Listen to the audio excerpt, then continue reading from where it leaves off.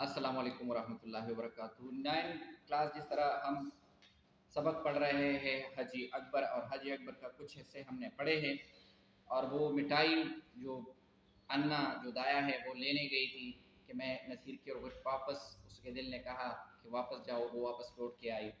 تو اب حج کا مہینہ تھا، اور انا بھی جو ہے وہ دایا بھی جو ہے وہ حج کے لیے جا رہی تھی، تو اس نے خیال آیا کہ بس بہت زندگی گزر گئی ہے، اور اس عمر میں ہم نے پڑھا تھا کہ اس کا کوئی ہے بھی نہیں، تو اس نے کہا کہ اس عمر کے حصے میں یہاں بھی کوئی نہیں ہے، اور میں نے اللہ کو بھی جواب دے دینا ہے، تو کم از کم جو حج کا فریضہ ہے وہ ادا کر کے دنیا سے چلے جاؤں تو خیر ہے۔ خیر ہے، وہ دلی کی اسٹیشن پہ آئی۔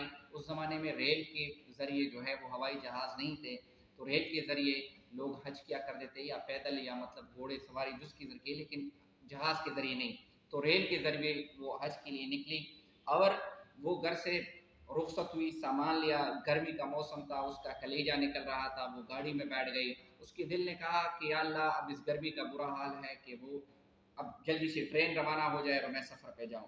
اتنے میں جو ہے وہ صابر حسین آئے، اس کو دیکھا، اس کو کہا کہ آپ کہاں جا رہے ہو؟ اس نے کہا کہ میں حج کے لیے جا رہی ہوں۔ کہا کہ آپ بھی حج کے لیے جا رہے ہو؟ اس نے کہا کہ ہاں میں بھی حج کی، فخری انداز میں، اور عاجزی سے کہا کہ ہاں یہاں میرا کوئی نہیں ہے، ٹھکانہ ہے نہیں، اور اس لیے بس جا رہی ہوں، اور یہ حج کا فریضہ بھی ہے، مجھ پہ فرض ہے کہ ایک بندے کے پاس اتنا پیسہ ہو تو وہ حج کرے۔ ڈائریکٹ اس نے پوچھا کہ نصیر کیسا ہے؟ انا نے کہا، یعنی دایا نے کہا۔ تو صابر حسین نے جواب دیا، اب تم جا ہی رہی ہو، نصیر کا حال پوچھ کر کیا کرو گی؟ اس کے لیے دعا کرنا ہے۔ صابر حسین عباسی کا، یعنی دایا کا، عباسی کا سینہ دھڑکنے لگا، گھبرا کر بولی، کیا دشمن کی طبیعت اچھی نہیں؟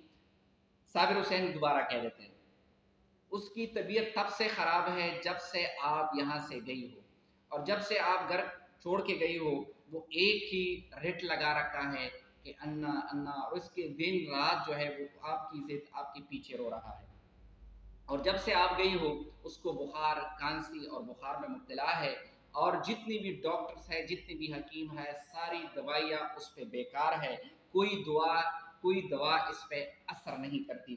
تو اس نے کہا کہ اب تم جا ہی رہی ہو، اور اتنے مطلب حج کے لیے کوئی بندہ جا رہا ہو، آپ اس کو روک نہیں سکتے۔ اس نے کہا آپ اتنے عظیم فریضے کے لیے جا رہے ہو تو میں آپ کو روک نہیں سکتا۔ اور باقی رہی نصیر کی جان، اگر اللہ نے قسمت میں صحت لکھی کی ہے تو ٹھیک ہو جائے گا، ورنہ جو اللہ کو منظور ہو اس کو کون روک سکتا ہے، یعنی نصیر مر جائے گا۔